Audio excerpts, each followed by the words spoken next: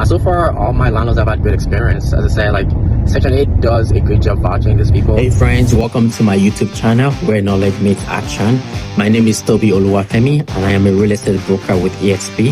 I'll be showing you beautiful homes in Texas and provide tips on how to buy, sell, and invest with confidence. Please subscribe now and let's get started.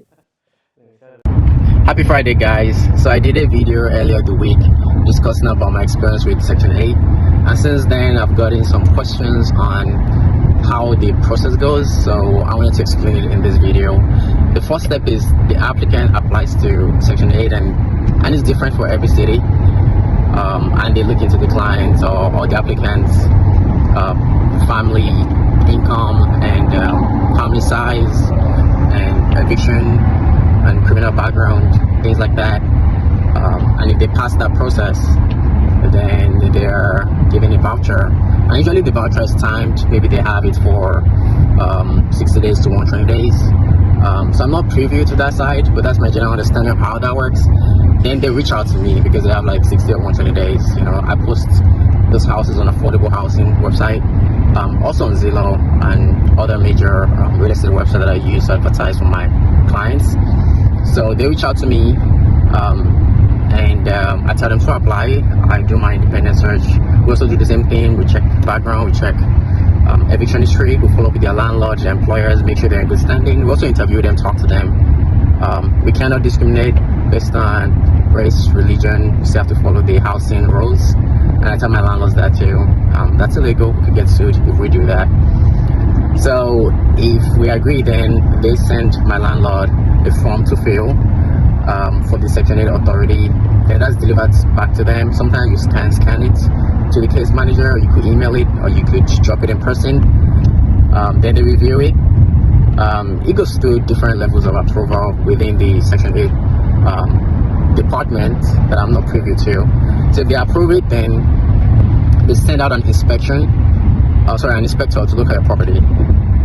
Sometimes some housing authorities do remote inspection, which I actually love because the process of communicating with the Section 8 inspector, you know, they're not very good in communicating as far as from my personal experience. So I just prefer, let's do it remotely, let's have a time, I'll be there to do it, I'll have an assistant help out to do the inspection of the property. And they'll check things like, you know, is the water hot? And between, we have tools for inspection. So I'll point the gun to the water, to the hot water, and I'll show them the number. Is it 120 degrees? Don't check that some certain places have smoke detector and CO detector also. They want to check the knobs, they want to check the windows, that everything's airtight. They also want to check that it's safe. They just try to make sure it's safe and habitable and is in good living condition for the tenants, and is well taken care of.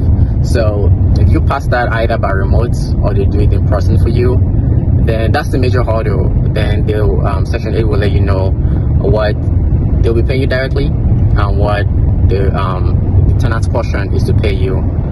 And yeah, so I come up with a lease. We have it declared in the contract. This is how much Section 8 pays. This is how much this tenant is paying, and we sign it.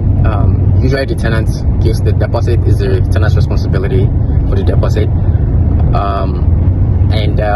Yeah, and it goes like that. Now the first month of payment for the landlords is usually slower because I mean they'll, you know, cash disbursement or cash receipt process with the government. You know, so the first month you might not get your money, but after that everything goes seamless from there. And so far all my landlords have had good experience. As I say, like Section 8 does a good job vouching these people. And if you can get government paid 80% of your rent, I mean, you don't want to mess it up, right? So they have an incentive to be in compliance. They don't have an incentive to be defaulting or messing around.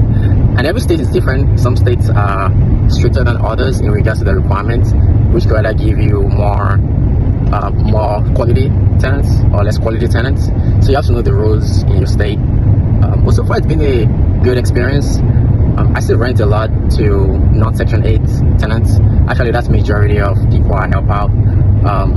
But you know, I also get some Section 8 tenants, and it's been a good experience. So I would say, yeah, if you're thinking about it, just educate yourself about the process, and just keep in mind that you don't have to get any tenants that you're not comfortable with. You know, so And again, you cannot discriminate. It cannot be because of some discriminatory or religion or race or anything like that. It just has to be based on, you know, how you interview them and how they're doing, and, you know, their character, things like that, based on your comfort level. So, but yeah, that's been my experience. And yeah, I'll talk to you guys later. Bye.